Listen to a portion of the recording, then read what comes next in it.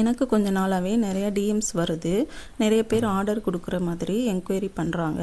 கடைசியில் பார்த்தா அவங்க வந்து ஒரு ஹோம் பேக்கராக தான் இருக்காங்க.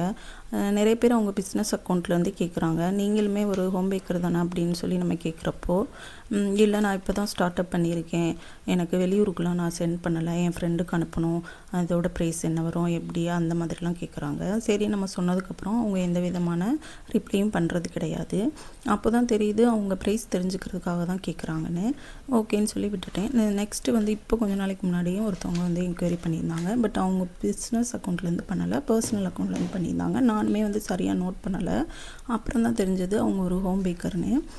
ஸோ நான் உங்ககிட்ட கேட்டேன், எதுக்காக சிஸ்டர் இந்த மாதிரி பண்ணீங்க அப்படின்னு சொல்லி கேட்டப்போ, நீங்களுமே ஒரு ஹோம் பேக்கர் தானே, நீங்கள் ஸ்ட்ரெயிட்டாகவே கேட்டிருக்கலாம்ல அப்படின்னு சொன்னப்போ, இல்லை நான் பர்பஸாக பண்ணலை, எனக்கு என் ஃபங்க்ஷன்ஸ்க்கு எல்லாமே பண்ண முடியாது, ஸோ அதனால் ஒரு ஐடியாக்காக கேட்டேன் அப்படின்னு வந்து சொன்னாங்க. என்னோடய பாயிண்ட் ஆஃப் வியூவில் எனக்கு அது தப்பாக தெரியல, உங்களுக்கு அப்படி தெரிஞ்சால் சாரி அப்படின்னு சொன்னாங்க.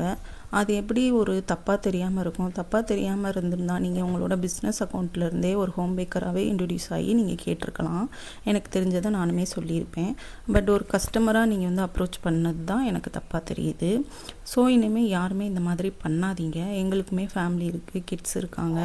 நாங்களுமே வந்து எங்களோட டைமை ஸ்பெண்ட் பண்ணி தான் உங்களுக்கு வந்து நாங்கள் ரிப்ளை பண்ணிகிட்டு இருப்போம். ஸோ நீங்கள் கடைசியில் இந்த மாதிரி பண்ணுறப்போ எங்களுக்கு வந்து கஷ்டமாக தான் இருக்கும் கண்டிப்பாக.